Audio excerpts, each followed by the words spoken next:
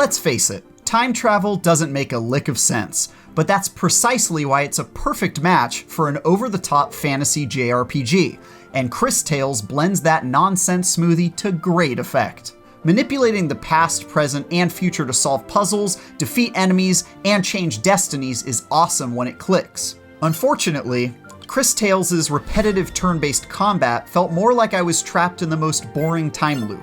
But even so, its timeless story, quirky characters, and effortless charm still managed to be a mostly fun ride.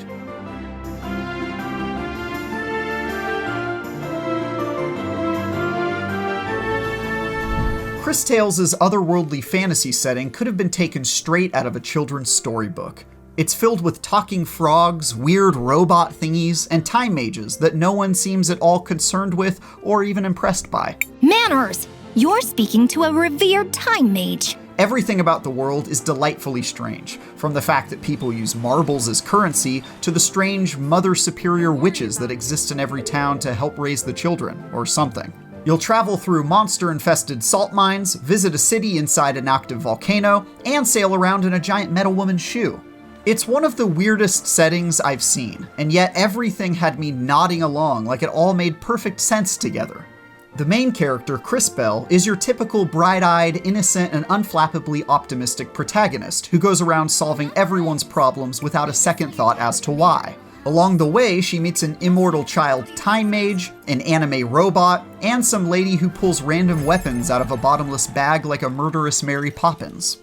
The cast is universally awesome, whether they're a main character or a supporting player given time to shine.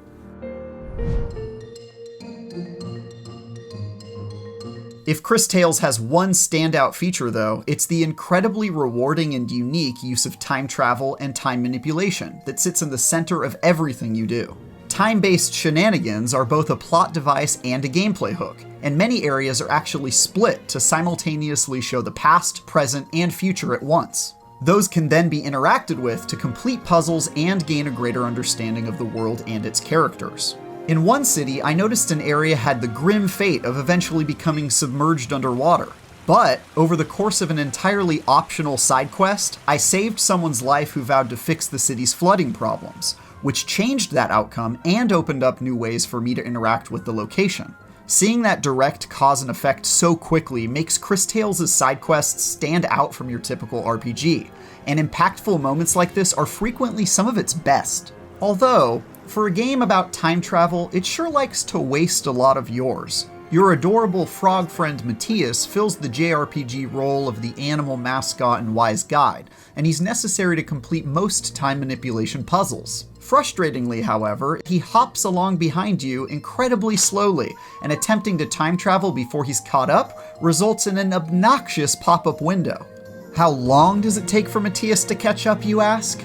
It takes this long.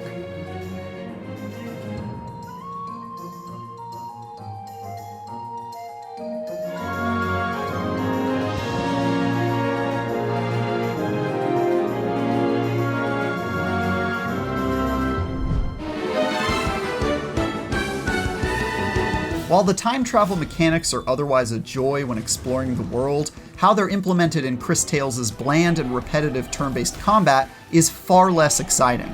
Early on in the adventure, you're introduced to some really unique concepts that make clever use of Crisbell's ability to manipulate time. For example, in an early boss encounter, you have to attack a heavily armored character with water attacks in the present, then send them into the future where their armor has rusted away due to prolonged water damage. You might assume that this early example is just the tip of the iceberg for all the interesting ways one might manipulate time to their advantage, but it's actually more like an ice cube.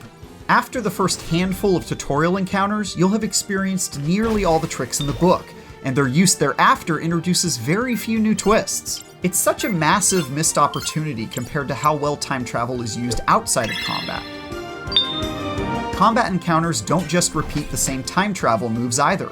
They also reuse the same few enemy types. Simple enemies like wolves and slimes are just given a fresh coat of paint or a new elemental remix in each area and thrown in your path time and time again. Sadly, the initially exciting bosses suffer the same fate too, with higher health and damage numbers usually just resulting in mind-numbingly boring and low-stakes battles of attrition. This pile of missteps is an unfortunate miss, because the world outside of Cris Tales' battles is genuinely lovely, but you spend so much of your time in combat that its shortcomings are felt constantly. By the time I reached the end credits after almost 50 hours, I was glad to be done with its bland battle system, which is a shame when I was still enjoying the story itself.